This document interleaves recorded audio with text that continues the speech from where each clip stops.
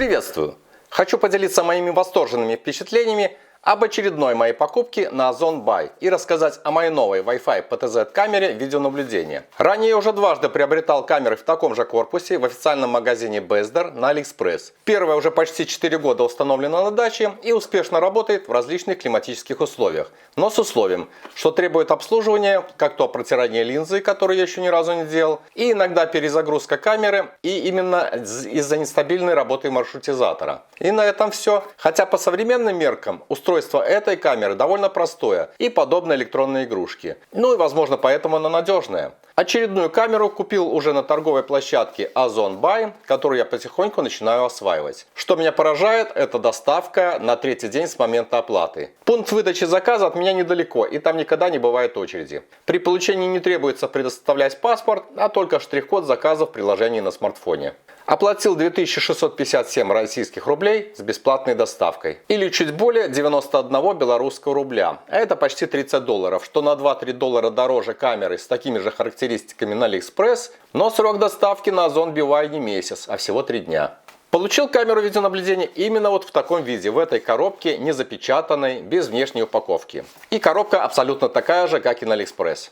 Модель новой Wi-Fi камеры с поворотным механизмом, как указано на стикере, N8200W. И управляется она также через Android-приложение ICC. QR-ссылка на скачивание изображена на коробке. Напряжение питания 12 вольт, постоянным током 2 ампера. Изготовлено в Китае. Смотрим комплект. Сюрпризом для меня стал вот этот удлинитель кабеля питания длиной 3 метра. Я его не оплачивал. Кстати, на AliExpress такой вот отрезок провода обойдется мне в 4 доллара 33 цента с доставкой. Таким образом, данная камера с кабелем на Озон Buy мне уже стоила дешевле, чем в Китае. В комплекте есть инструкция исключительно на русском языке. Кстати, здесь тоже есть QR-ссылка на приложение ICC. Имеется небольшой блок питания, на этот раз черного цвета, сетевой вилкой Евростандарта и коннектором 5525, 12 вольт, 2 ампера. Аналогично имеется пыль- и влагозащитная муфта для коннектора Ethernet кабеля, по 4 дюбеля и самореза для фиксации самой камеры видеонаблюдения. Карты памяти типа microSD в комплекте по умолчанию нет. Сама камера внешне абсолютно такая же. Внешне абсолютно такая же, как модель A2 от Bezdar на AliExpress. И в эту камеру установлен видеосенсор разрешением 3 мегапикселя, а не 5 мегапикселей. А также есть микрофон, на тыльной стенке динамик для двусторонней связи. В этом видео я не буду подробно рассказывать о функционале этой камеры. Он аналогичен камерам Bezdar, и по ссылкам на экране вашего смартфона вы можете ознакомиться с ними в моих прошлых видео. Установил, подал питание, проверил камеру, вращая ее свайпами по экрану влево-вправо, вверх-вниз. К интернету ее можно подключить с помощью кабеля, вот разъем. А также здесь имеется встроенный Wi-Fi модуль.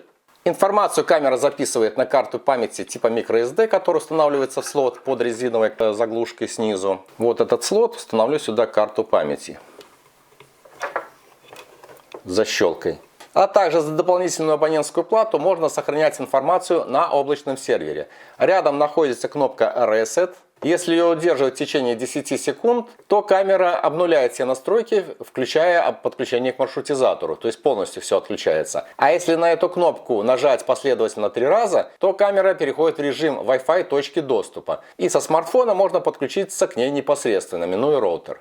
Хотя камера видеонаблюдения модели N8200W внешне схожа с камерами Bezdar модели A2 на AliExpress, однако алгоритм ее работы принципиально отличается. Об этом я расскажу подробнее, потому что некоторых пользователей, возможно, это не устроит. В Android-приложении ICC для любой зарегистрированной в нем камеры доступны 2 сценария работы. Если обратиться в меню «Настройки» об устройстве, то в данной версии моего нового устройства X2WQBL с программным обеспечением следующей версии от 9 августа 2023 года оба сценария, а это первый слежение за движением и второй обнаружение людей, могут работать одновременно.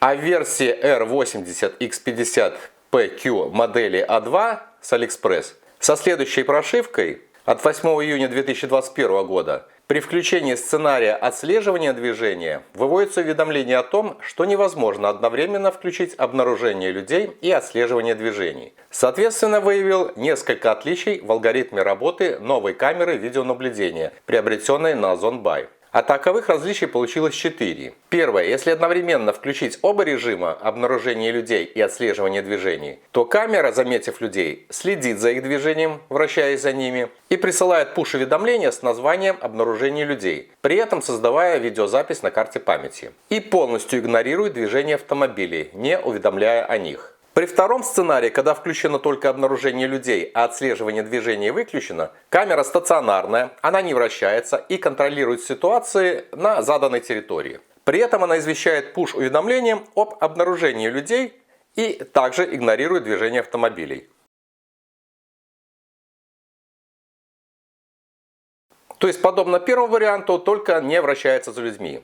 В третьем сценарии, когда наоборот отслеживание движений включено, а обнаружение людей выключено, камера реагирует на любое движение на территории людей, автомобилей, птиц, деревьев, веток, снега в метель и даже при возврате самой камеры в так называемую точку Димона. Но вращается она только за людьми, не обрисовывая их цветную рамку. Ну и птицами вблизи объектива, зачем-то крупным, но не за автомобилями.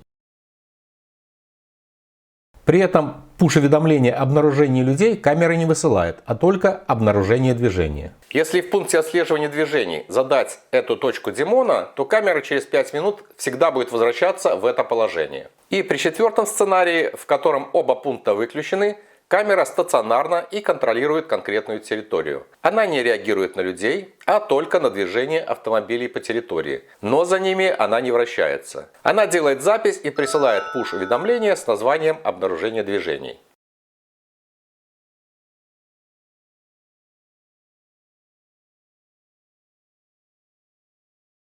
Таким образом, эта камера ни при каком сценарии не вращается за автомобилем, а только за людьми. Отличие же разрешения видеосенсора 3 мегапикселя от 5 мегапикселей в принципе заметно. Наиболее явно в том, что при съемке 5 мегапиксельным сенсором формируется более квадратный видеокадр.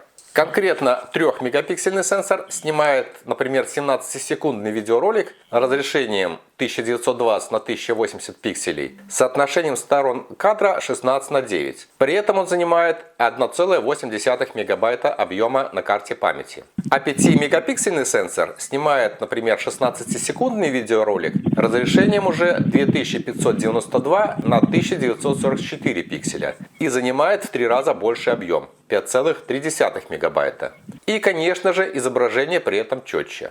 Вот такое принципиальное отличие этой модели камеры видеонаблюдения с Озон Buy. Камера поддерживает локальное обновление, которое нужно закачать на microSD карту и вызвать в меню Android приложения ICC. Это настройки, об устройстве и здесь последний пункт. Но в инструкции нет ссылки на официальный сайт производителя, где это обновление можно скачать.